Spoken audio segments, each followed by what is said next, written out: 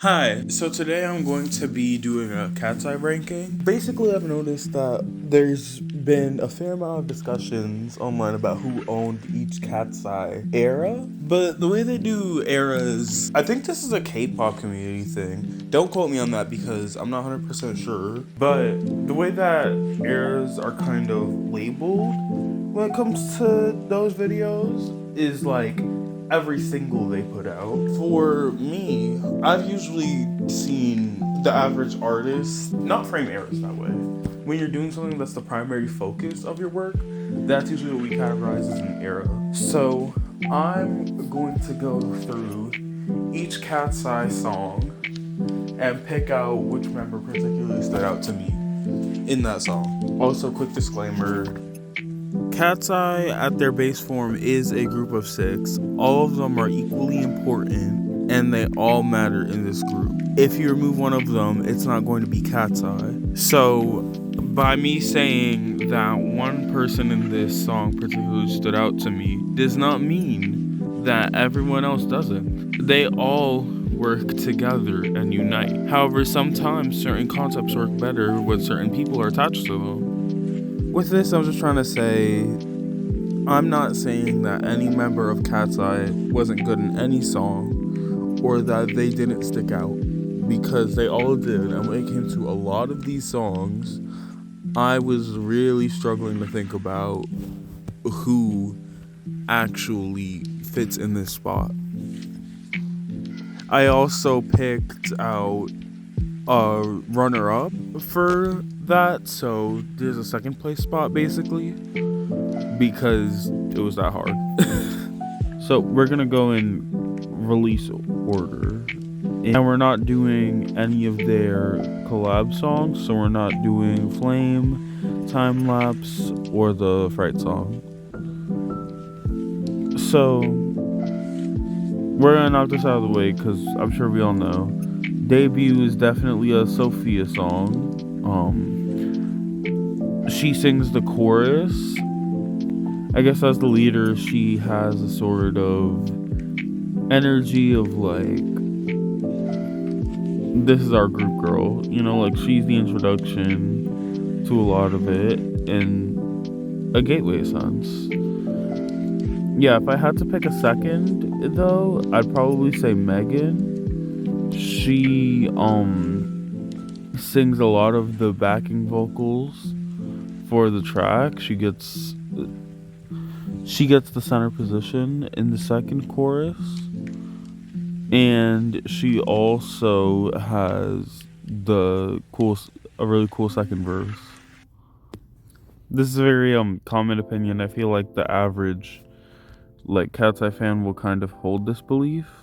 Next we have Touch, and I'm sure to the surprise of little to no one, I think this one has to go to Yoonchae. She also has the chorus in this song. I feel like she really embodies the cute but also kind of dismissive and evolutionary theme that Touch has, and I feel like she does the chorus really well, which also, when you think of Touch, the part that a lot of people think of, the part that went really viral was the "Let's you this one, touch. Yeah, and I feel like it's very Yoonchae. If I had to say a second though, I'd probably say Sophia. I feel like she had a lot of really nice verses. She also starts off the song and sings technically sings the first chorus, but it's kind of a prelude. Is that the right word? I don't know. But she also does a lot of really nice verses and stuff. And I feel like she also serves the concept really well. But this is a very popular belief. I feel like when it comes to who owns whatever Cat's Eye song or era, usually they agree with Debut, Touch, and another song we'll get to later. Then we have My Way, which this is where things start to get divisive. And I feel like it's gonna have to be Laura. I feel, in my opinion, this whole video is my opinion. Even if I don't say it, it's my opinion, which should not be taken as fact. But I think that she very well, really liked the concept. And I feel like when I saw the video, I was just like thinking about her lines and her in the video. A second up, I'll have to say, is Daniela. Shared the concept really well. I feel like she really brought some flair to it, like especially with the build. Like her line delivery and performance and that was amazing. And for I'm Pretty, I feel like I shouldn't have even moved to PNG because I feel like it also goes to Laura. I really like her lines, and her voice has a nice quality that really works well for this song. And I feel like her performance in the lyric video and her vocals really do a lot for the song and add something to it in a way that like it kind of sticks with you. My second pick would be Sophia. She sings the chorus and she does have a lot of really nice performance and flair to it. But I will say this definitely, in my opinion at least, is Laura's song as well. Now for Tonight I Might. This one was really hard for me. A big part of me wanted to just say all of them. I was really tempted to just say all of them, but I feel like that kind of be like a cop out answer.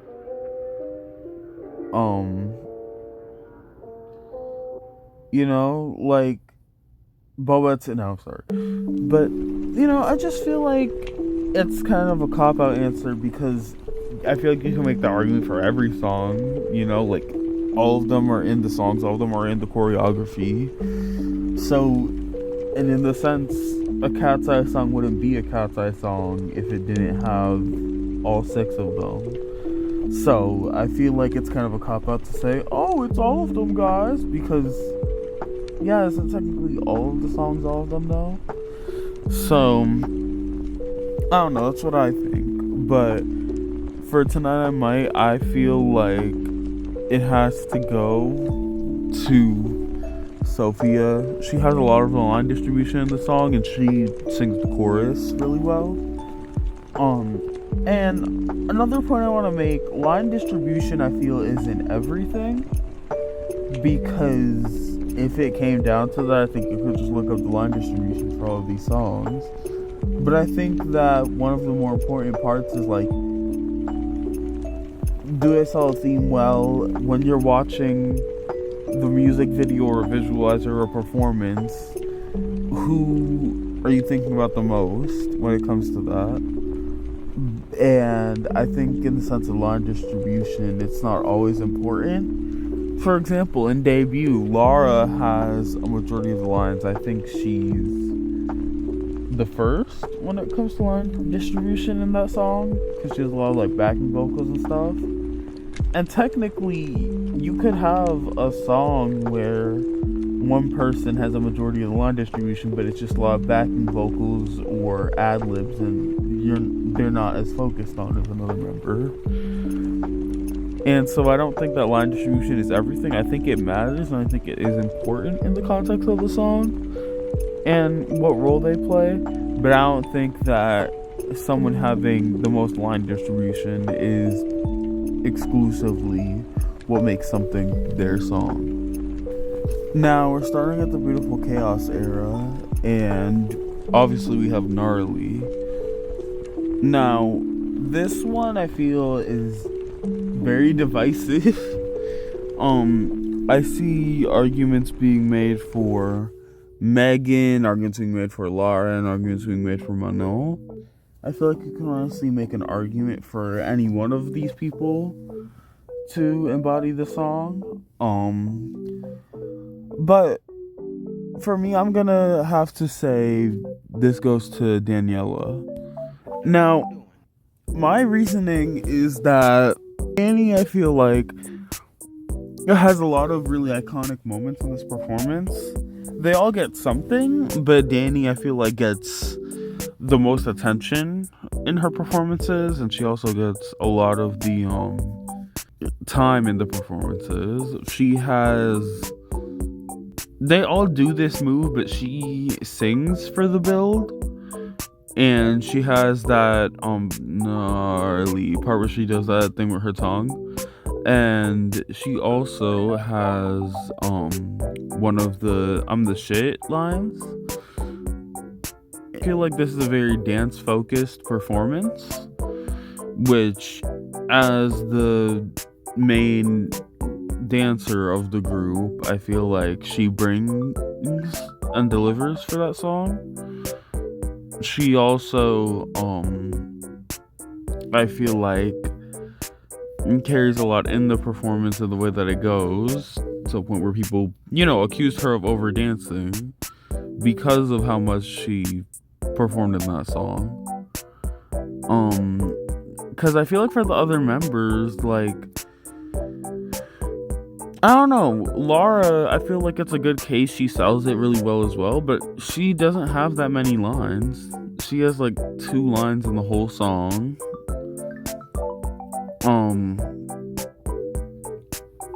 All the others at least get a little more. But yeah, I'd say Danny. But for a second option, I feel like it'll probably be Manon. She sings the chorus, or at least the beginning line of the chorus, and then she also sings the start before the build. And I feel like she also sells the concept really well in her own way. Like, I feel like these two are the main ones you think about when you think about Gnarly. Also, the dedication of getting Gnarly braided into your hair is kind of crazy. Now, next we have Gabriella, and I'm not even gonna do like any sort of build up because we all know it's Daniela. This is what I was talking about before with like the main agreed upon parts of who owns the song, because Daniela, I feel like, wins the concept of Gabriella, no contest. She gets part of the chorus, not the beginning main part, but she gets a part of the chorus. First off, she is also Latina, which naturally will help in a song that's meant to embody Latina culture. She also gets one of the most iconic parts of Gabriella, the bridge, which is sung fully in her native language, which I feel like obviously really brings the song. Also, another song that I feel like, I don't think it's as dance based as Gnarly. Like, I feel like vocals and dance are like equal in it, but the dance is one of the more important parts of it, and it is something you need to carry. And the vocals that Daniela brings to the song are also amazing. So yeah, I feel like it's gonna be Daniela, no contest. But if there was a contest, I would say that maybe Laura would be the second, because she brings, like, as I mentioned, the song has a lot of vocal energy, which obviously Laura, also she gets her little moment during the dance break, and I feel like she also embodies Gabrielle in that way of like very scary, very competitive kind of thing. Now, next we have Game Boy. I feel like for this song, it's gonna have to go to Manon. She brings a lot of energy to the song. her vocals fit really well with like the instrumental and the vibe and stuff. And also she gets a fair amount of lines. I think she has the most in the line distribution. But she gets all of the verses basically, and she sounds really nice. I really like how she portrays Game Boy. I feel like the next option is Megan. She sings. They all sing basically the same amount for the chorus, but she sings it first, and I feel like she does a really like. She portrays it well. She sings it well, not in a way that necessarily stands out, but in a way that like she's the first line, and I feel like she does really well at being the first line of the chorus, in the sense that you are kind of like associating the song with her almost. I've also seen a fair amount of people say that like they feel she owned the song, but I wouldn't go that far because she did well for what she had to do. But I feel like there wasn't anything about the song or the line distribution that specifically made me feel like, oh, this is like her thing, you know? Speaking of things, though, I do think that Megan gets Mean Girls. She has a lot of vocals on this song. She, like, I think has the highest in the line distribution. But also, her vocals fit really well for the song. They fit well for the melody, and I feel like they fit well for the story tied to the song. And yeah, I think she very well carries for this song. But second, I will say goes to Manon. She has a good amount of verses, and she also has a really nice concept for the song. So I feel like if Megan wasn't an option, it would be Manon. Now, last but not least, for Beautiful Chaos, we have MIA. And this one was hard. Like, I feel like MIA was very difficult. Like, I feel like in a similar way that Tonight I Might felt like all of them, I feel like MIA also feels like all of them. But hey, we have to pick someone, so I'm saying Manon.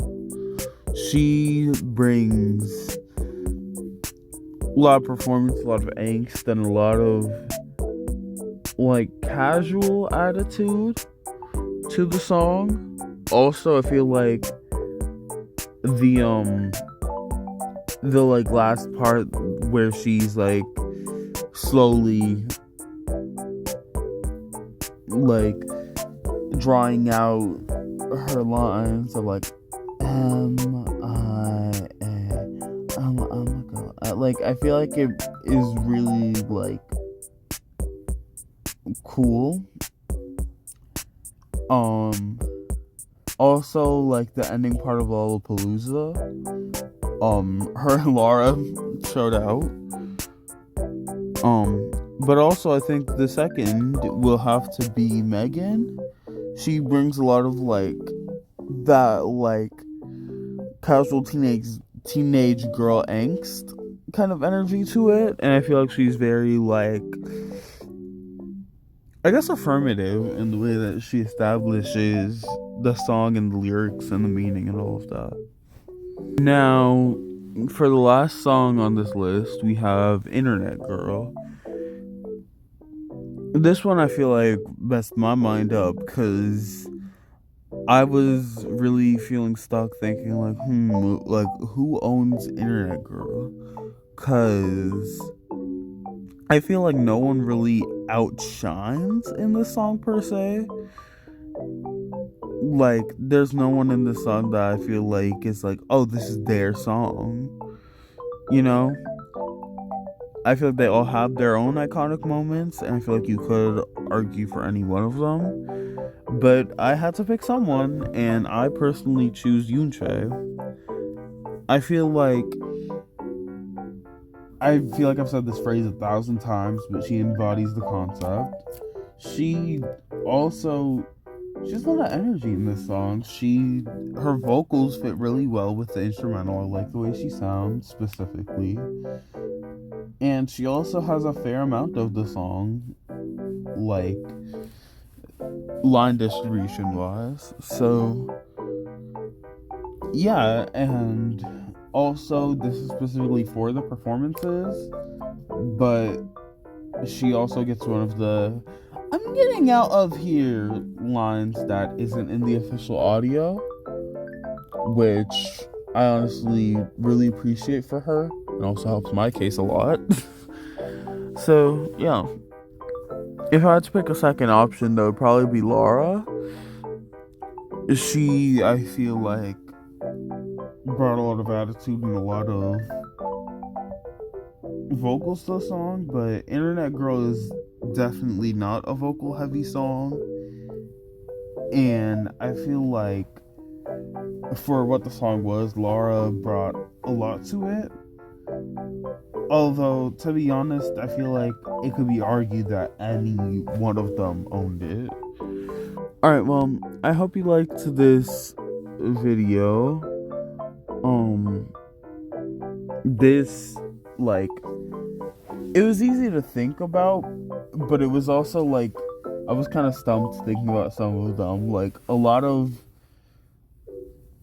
Internet Girl stumped me, MIA stumped me, Mean Girls kind of stumped me, not too bad. I was stumped on Sis. Like, I'm Pretty and Tonight I Might, and honestly a little bit of My Way.